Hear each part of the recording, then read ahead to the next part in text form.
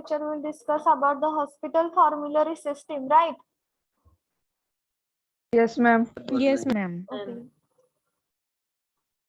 In that, covered the definition, content, need of hospital formulary, difference between national and private hospital formulary, guiding principle for hospital formulary.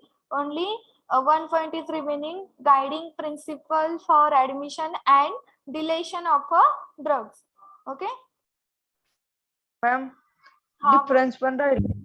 Difference पण राहिलाय. Okay. हाँ ma'am difference The difference between the private formulary and national formulary. It is prepared by own clinical staff. Okay, firstly, private formulary and national formulary म्हणजे private नावावरूनच समजेल. Private म्हणजे जे आपण स्वतः प्रिपेअर केली असेल. It is prepared by hospital on clinical staff. Hospital मधला जो क्लिनिकल स्टाफ असेल त्याने ती प्रिपेअर केली असेल. आणि जी नॅशनल फॉर्म्युलरी आहे, it is prepared by nation's outstanding clinical, pharmacological and pharmacist. ही नॅशनल फॉर्म्युलरी आहे, ही नॅशनल लेवलला प्रिपेअर केली जाते. आउटस्टँडिंग जे कोणी क्लिनिशियन असतील, मोठे फार्माकोलॉजिस्ट असतील किंवा फार्मासिस्ट असतील, हे नॅशनल फॉर्म्युलरी बनवतात. आणि जी हॉस्पिटलमध्ये हॉस्पिटलच्या ड्रगची लिस्ट बनवतात ती स्वतः हॉस्पिटल मधले ओन क्लिनिकल स्टाफ बनवतात. In private formulary, the information given under each monograph is subjected to a local needs. Okay, hospital formulary मध्ये जे काही तुम्ही ड्रग लिस्टेड करता ते सगळे असे ड्रग असतात की तुमच्या हॉस्पिटलमध्ये कोणते कोणते ड्रग अवेलेबल आहेत त्या ड्रगची तुम्ही लिस्ट केलेली असते, हॉस्पिटल फॉर्म्युलरी बनवलेली असते. मग त्यामध्ये त्या मोनोग्राफ मध्ये लोकल नीड तिथल्या तिथे जेवढे ड्रग्स लागतील त्यांचीच लिस्ट असणार आहे, त्यांचीच इन्फॉर्मेशन तिथं तुम्हाला भेटेल. बट इन नॅशनल फॉर्म्युलरी मध्ये तुम्हाला ऑल नॅशनल लेवलचे ड्रगची फिजिकल केमिकल प्रॉपर्टी समजेल, फार्माकोलॉजिकल रिस्पॉन्स समजेल, युजेस अँड टॉक्सिकोलॉजी, पोसोलॉजी, ड्रगचा पूर्ण इन्फॉर्मेशन भेटेल. Third one point is it is published in a more convenient size and format. जी हॉस्पिटल फॉर्म्युलरी असते ती कन्व्हिनियंट साईज अँड फॉर्म मध्ये published असते, कारण ती हॉस्पिटल पुरतीच मर्यादित असते. In national formulary it is a big in a size as it contain too many drug list. ह्याच्यामध्ये भरपूर ड्रग असतात, त्यामुळे बिग साईज मध्ये ती काय केली असते, फॉर्मॅट मध्ये किंवा साईज मध्ये असते. Then drugs may be added or deleted with a greater frequency. जर हॉस्पिटल फॉर्म्युलरी मध्ये एखादा तुम्ही लिस्ट मध्ये ड्रग ऍड केला तर तुम्ही तो डिलेट करू शकता इझिली, किंवा पटकन ग्रेटर फ्रिक्वेन्सी मध्ये तुम्ही ऍड किंवा डिलेट करू शकता. बट इन नॅशनल फॉर्म्युलरी मध्ये एखादा ड्रग तुम्ही ऍड करता तर पूर्ण त्याच्या मोनोग्राफ चेक करून ऍड केलेला असतो, त्यामुळे डिलेट करताना पण तो विचार करून करतात, त्यामुळे डिलेट किंवा ऍडेडची जी फ्रिक्वेन्सी असते नॅशनल फॉर्म्युलरी मध्ये ती कमी असते.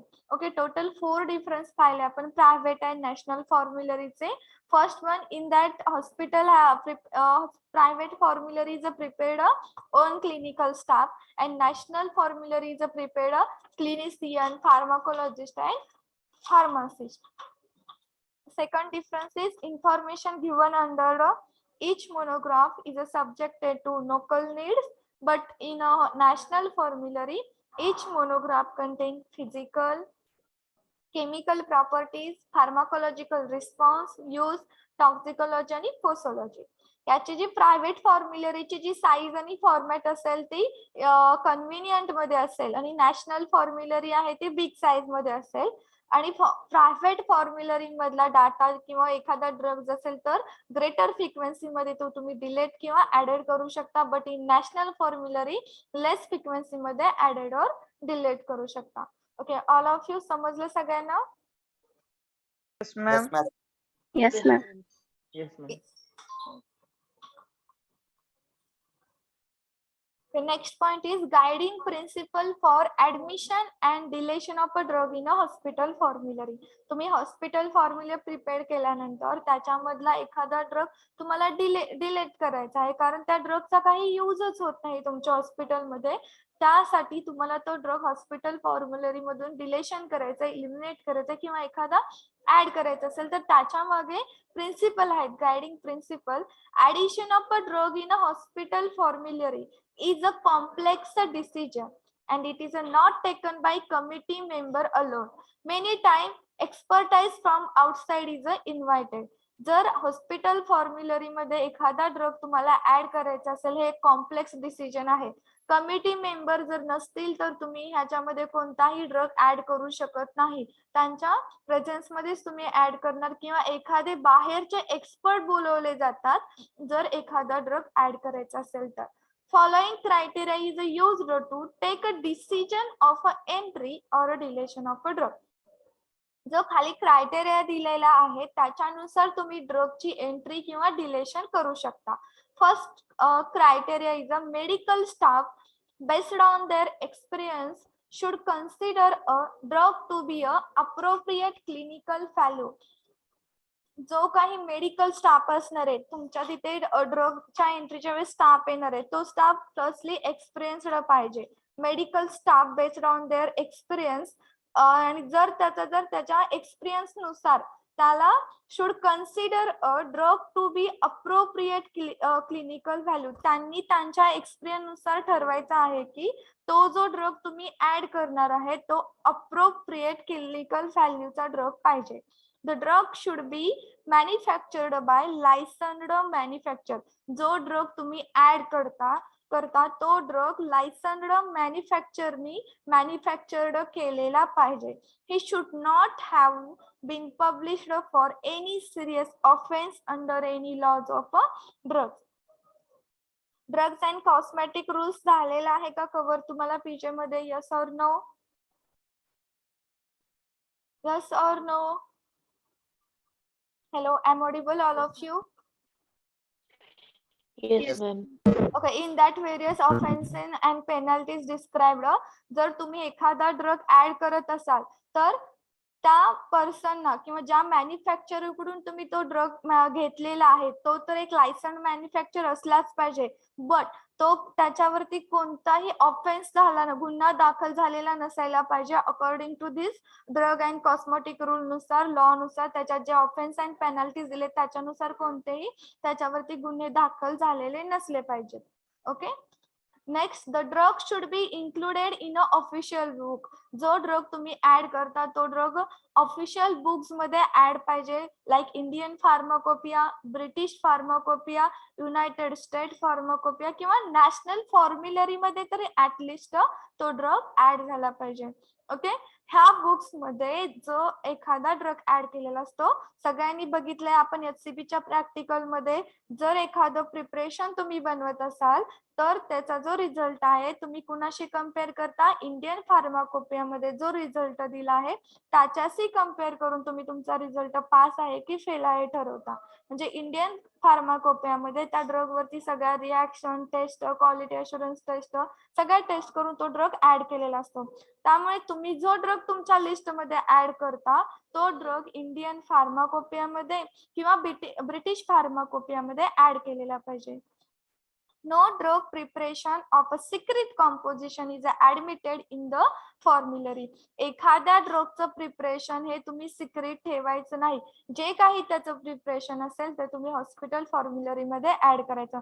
No drug preparation of a secret composition in admitted in a formulary. No drug preparation containing many drugs shall be admitted if similar therapeutic effect can be obtained by the use of a single ingredient preparation. यानी for example एखादी tablet तुम्ही घेता, माझ्याकडे एक tablet आहे ज्याच्यामध्ये syrup आहे, त्याच्यामध्ये जर एखादं कफ सिरप घ्या, माझ्याकडे 2 टाईपचे कफ सिरप आहेत. एका कफ सिरप मध्ये माझ्या फक्त 2 इन्ग्रेडियंट्स आहेत आणि एका कफ सिरप मध्ये 4 इन्ग्रेडियंट आहेत. तुम्ही कोणतं कफ सिरप प्रिफेअर करणार? 2 इन्ग्रेडियंटचं प्रिफेअर करणार की 4 इन्ग्रेडियंटचं कफ सिरप प्रिफेअर करणार? All of you. 2 ingredient. Two ingredient. So कारण एक दोन्हींचा इफेक्ट सेमच येणार आहे मला. मी जर दोन इन्ग्रेडियंटचा सिरप घेतला तरी माझा जो कप असेल तो कव्हर होईल. 4 इन्ग्रेडियंटचा घेतला तरी पण माझा कव्हर होणार आहे. सो मी प्रिफर्ड फक्त 2 इन्ग्रेडियंटचा घेणार कारण ह्याच्यामध्ये एकच ड्रग आहे. त्यानंच मला इफेक्ट होत असेल तर मी एकच घेणार.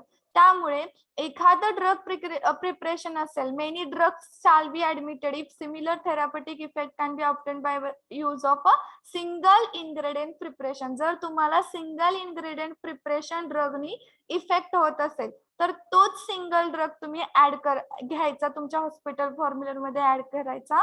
मेनी ड्रगचं प्रिपरेशन तुम्ही ऍड करायचं नाही. ओके, समजला हा point? Yes or no? Yes, ma'am. Okay. Guiding principle for admission and deletion of a drug in a hospital formulary is covered in that. Any queries, all of you? No, madam. Okay.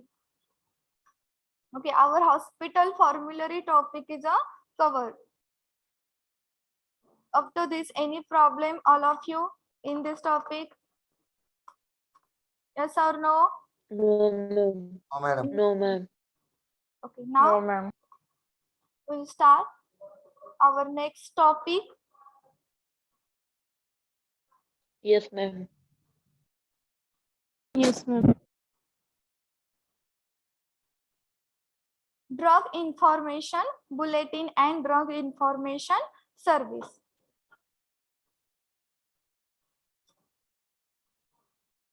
In this chapter, we will learn what you mean by the DIC and DIB, DIS and DIB, and also we will study the about source of information of DIS and DIB, and also we have studied the ability of drug information service specialist and its important. Okay, now we will first see the one by one point. First point is definition of the drug information center.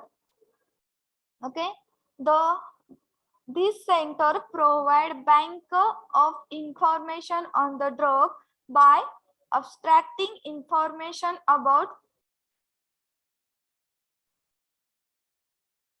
All of your screen is visible? Yes, ma'am. Okay. Yes, DIC means this center. DIC means this center provide bank of information on the drug by abstracting information about them from standard textbook, journal literature, research paper, formularies and pharmacopoeia. Drug information center नावातच आहे. Drug information centre म्हणजे जिथं तुम्हाला ड्रगची information भेटणार आहे असं centre. Okay, याच्यामध्ये तुम्हाला काय प्रोव्हाइड भेटणार आहे, काय भेटणार आहे याच्यामधून bank of information on the drug. Drug बद्दल सगळी इन्फॉर्मेशन कशातून घेणार तुम्ही? Abstracting information about them. Standard books असतील, जर्नल लिटरेचर्स असतील किंवा एखादा रिसर्च पेपर असेल, हॉस्पिटल फॉर्म्युलरीज असतील किंवा Indian pharmacopoeia, British pharmacopoeia, United State हे जे फार्माकोपियाचे बुक असतील त्यातून तुम्हाला ड्रगची इन्फॉर्मेशन भेटणार. याला तुम्ही काय बोलणार? असं सेंटर DIC म्हणजे this centre provide bank of information on the drug by abstracting information about them from standard textbook, journal literature, research paper, formularies and pharmacopoeias. All of you got it? Yes, ma'am. Yes, madam. Next point is sources of information. Okay, आपण फक्त definition मध्ये पाहिलं की आपल्याला ड्रगची information भेटणार आहे. तर कोणते कोणते सोर्सेस इन शॉर्ट ते पण पाहिले, लिटरेचर, बुक, फार्माकोपिया. बट आपल्याला प्रायमरी सोर्स कोणता असणार आहे ड्रग इन्फॉर्मेशनचा? तर 3 टाइप पडतात drug information: primary source, secondary source and tertiary source. Okay, firstly see the primary source. The information obtained from the basic research researches and development which is published in a brief for a first time. For example, information on internet, website, CD-ROM, conference, discussion section. ह्याच्यामध्ये तुम्हाला सांगितलं की primary source आपल्याला एखाद्या ड्रगची information पाहिजे असेल तर तुम्ही ती रिसर्च करून मिळवणार किंवा एखादा पब्लिश व्हायच्या अगोदर published in a brief for a first time development which is a research and development which is a published in a brief for a first time जो की रिसर्च आला असेल मग तो फर्स्ट टाइमच आला असेल म्हणजे तुम्हाला स्टार्टिंग पासूनच इन्फॉर्मेशन घ्यायचे. फॉर एक्झाम्पल मला एका ड्रग इंटरनेट वरून घेणार वेबसाईट मधून घेणार हा तुमचा प्रायमरी सोर्स आहे. मी तुम्हाला एखाद्या ड्रगची इन्फॉर्मेशन सांगितली तुम्ही डायरेक्ट रिसर्च डेव्हलपमेंट पब्लिशर कडे जाणार का फार्माकोपियाकडे जाणार का नाही. तुम्ही आधी इंटरनेट वगैरे बघणार वेबसाईट वरती कोणते रिसर्च पेपर आहेत का पब्लिश झालेत का बघणार किंवा एखाद्या कॉन्फरन्स मध्ये किंवा डिस्कशन सेक्शन मधून तुम्ही ती इन्फॉर्मेशन मिळवणार.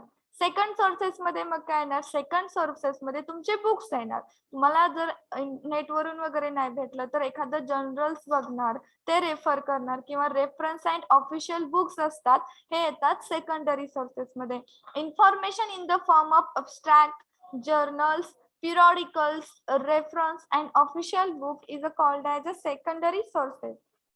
Example is journal and periodical. American Journal of a Hospital Pharmacy, Indian Journal of a Hospital Pharmacy, Journal of a Clinical Pharmacology हे ऑफिशियल बुक आहेत ज्याच्यामधून तुम्हाला ड्रगची इन्फॉर्मेशन भेटते. नेक्स्ट टेक्स्टबुक असतील काही हॉस्पिटल फार्मसीचे जसं आपलं टेक्स्टबुक आहे किंवा क्लिनिकल टॉक्झिकोलॉजीचे ह्या बुक मधून तुम्हाला इन्फॉर्मेशन भेटेल. रेफरन्स बुक आहे त्याच्यामध्ये रेमिंग्टन्स फार्मास्युटिकल सायन्सचे बुक आहेत मर्क इंडेक्स आहेत हे जे रेफरन्स बुक आहे याच्यामधून ड्रगची इन्फॉर्मेशन भेटेल. फार्माकोपियाज सगळ्यांना माहित आहेत कोणते कोणते फार्माकोपियाज आहेत. All of you Indian pharmacopoeia, British pharmacopoeia, British Pharmacopoeia, United States of National Pharmacopoeia. Okay, United good. Pharmacopoeia. United Pharmacopoeia. आपल्याला फार्माकोपियास कोणते कोणते आहेत हे जरी नावं माहित झाली तरी भरपूर झालं. IPBP okay United State pharmacopoeia. Formularies मध्ये येतात national formulary of India national formulary of America.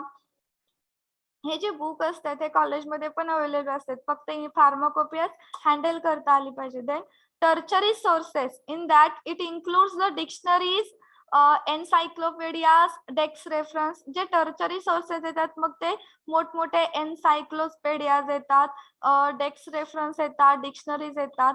मग एक्झाम्पल एखादा मोठा केमिस्ट किंवा ड्रगिस्टची डिक्शनरी असेल तर ती तुम्ही रेफर करणार. Indian pharmaceutical guide which gives the manufacturer supplier catalogues and price list.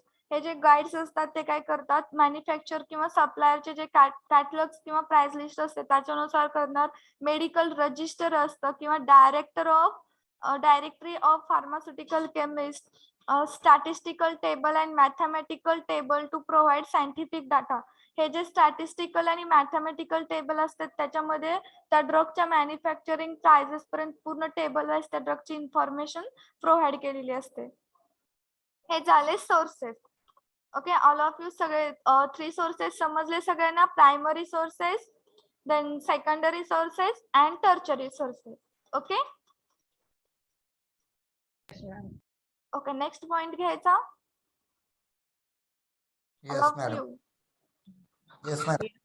Yes, ma'am. Yes, ma'am. Okay next point is ability of a drug information specialist. आता तुम्ही सांगा एखाद्या पर्सनला ड्रगची इन्फॉर्मेशन द्यायची आहे तर फर्स्टली त्याची ॲबिलिटी कोणती पाहिजे. फर्स्टली त्याचं एज्युकेशन काय पाहिजे. ऑल ऑफ यू BA वाल्यांनी pharmacist. Okay pharmacist is a Yeah, drug information specialist.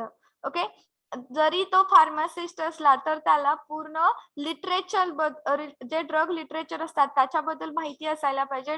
He must be able to critically evaluate drug literature. तर जे काही ड्रग लिटरेचर असतील ते त्याला माहित असले पाहिजे, क्रिटिकली इव्हॅल्युएट केलेले पाहिजेत त्यानं. ॲबिलिटी टू एडिट इन्फॉर्मेशन, आणि एखादी ड्रग इन्फॉर्मेशन असेल एखाद्या बुक मध्ये किंवा एखाद्या लिटरेचर मध्ये, तर त्याला एवढं नॉलेज पाहिजे की ती चूक त्याला कळली पाहिजे की ह्या बुक मध्ये इथं चुकले आणि ती त्याला एडिट करता आली पाहिजे. एवढं त्या पर्सनला नॉलेज पाहिजे. He should be aware of a sources of a information of a drug literature. जे sources of a information of a drug literature आहे त्याच्याबद्दल त्याला माहिती पाहिजे, अवेअर असला पाहिजे. He must have a good communication skill. त्या पर्सनचं गुड कम्युनिकेशन स्किल पाहिजे. Next one is a familiarity with electronic data processing for information retrieval. याच्यामध्ये त्या पर्सनला पूर्ण कॅम्प्युटर नॉलेज पाहिजे. जे कम्प्युटर नॉलेज पर्सनला एखादा नसेल तर तुम्ही जो डाटा असणार आहे तो तुमचा डाटा एंट्री करू शकणार नाही. एखादी इन्फॉर्मेशन वगैरे असेल, पूर्ण इलेक्ट्रॉनिक डाटा प्रोसेसिंगची इन्फॉर्मेशन त्याला पाहिजे. He should B member of a pharmacy and therapeutic committee. तो जो पर्सन आहे तो या कमिटीचा मेंबर असला पाहिजे. पार्टिसिपेशन डायरेक्टली और indirectly in a patient care by monitoring drug regimen. जे ड्रग रेजिमन मॉनिटरिंगचे असतात त्यांना पार्टिसिपेशन केलं पाहिजे. पार्टिसिपेशन डायरेक्टली और indirectly in a patient care by monitoring drug regimen. एखादा तुम्ही ड्रग देताय एका पेशंटला, तर त्याचं जे मॉनिटरिंग करतो आपण, त्याच्यावर कोणता इफेक्ट झाला आहे, काय साइड इफेक्ट, पूर्ण एडीएमई, याच्यामध्ये त्या पर्सननं डायरेक्टली आणि इनडायरेक्टली पार्टिसिपेशन केलं पाहिजे. त्याचं पण त्यानं नॉलेज वगैरे घेतलं पाहिजे, त्यात पार्टिसिपेशन करत राहिलं पाहिजे. रिसर्च मेथोडॉलॉजी मध्ये त्याला नॉलेज पाहिजे. एखाद्या ड्रग वरती रिसर्च करायचा आहे तर त्याला त्याच्याबद्दल नॉलेज पाहिजे. Contribution to a clinical pharmacy practice आणि education of its practitioner. Various program असतात एज्युकेशनल इम्प्रुव्हमेंटचे, क्लिनिकल फार्मसी प्रॅक्टिसेसचे, त्याच्यामध्ये त्याचं कंट्रीब्युशन असलं पाहिजे. Okay. Abilities of a drug information specialist मध्ये आपण किती पॉइंट पाहिले total? 9 point. In this any problem समजलं सगळ्यांना? Any queries? Yes or no, all of you? समजलं का? Yes, Yes. ma'am. Yes, ma'am.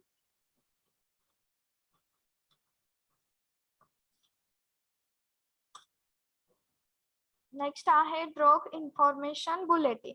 आपण फर्स्टली जी पाहिली होती ती कोणती होती? Drug information. All of you?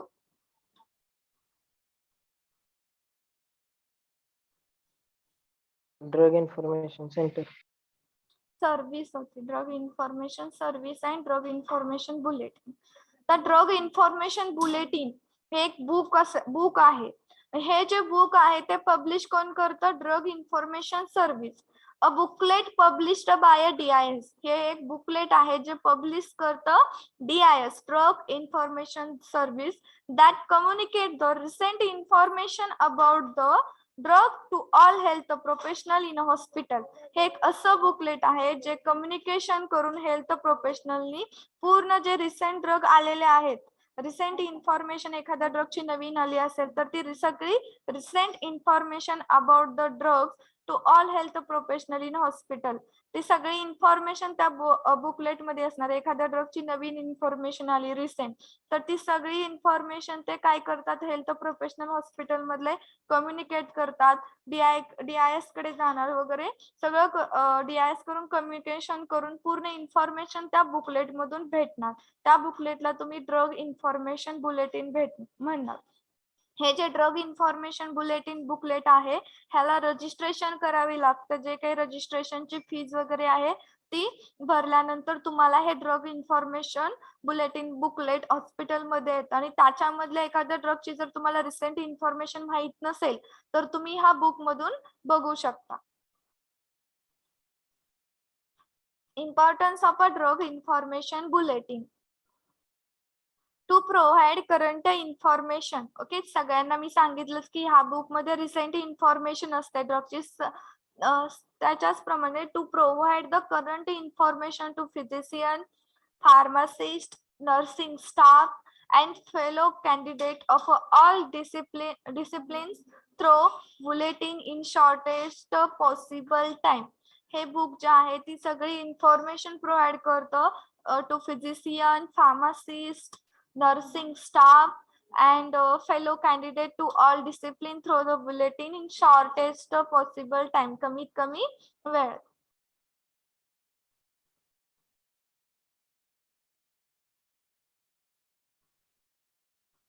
Next, it is a link between the drug information service and health professional. मी सांगितलंच होतं की हे जे बुक आहे ते ड्रग इन्फॉर्मेशन सेंटर आणि सर्व्हिस आणि हेल्थ प्रोफेशनल कम्युनिकेट करून रिसेंट ड्रगची इन्फॉर्मेशन घेऊन बुकलेट पब्लिश करतात. ओके, तेच मग ही लिंक आहे. It is a link between the drug information centre आणि health professional.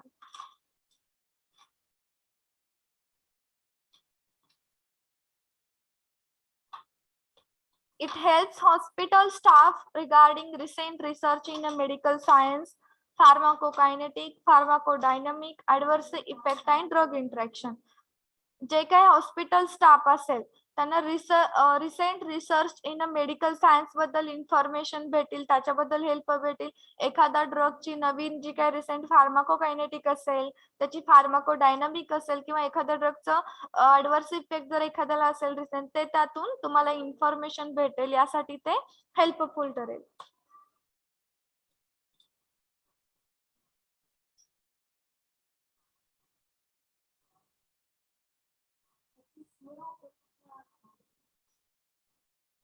It may give abstract service from new drug development. It gives detailed analysis of a drug information to physician. It also publishes matter in a question answer session and column in a bulletin. या book मध्ये तुम्हाला एखादी abstract service of a new drug development मधून भेटेल. It gives abstract services of a new drug development. Detailed analysis of a drug information to the physician.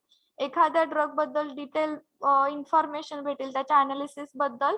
जर answer session किंवा column in, it also publishes matter in a question answer session and column in a bulletin. हे पण त्या book मध्ये असणार आहे. Answer असतील कोणी विचारलेले त्याच्यावर, सॉरी क्वेश्चन कोणी जर विचारले असतील तर त्याच्यावर तो आन्सर सेशन पण तुम्हाला त्या बुक मध्ये पब्लिश केलेला दिसेल. इथे तुमचा हा टॉपिक कव्हर होतो. In this topic any problem, all of you, any queries? समजले सगळे point? Yes, ma'am. Starting Yes, ma'am.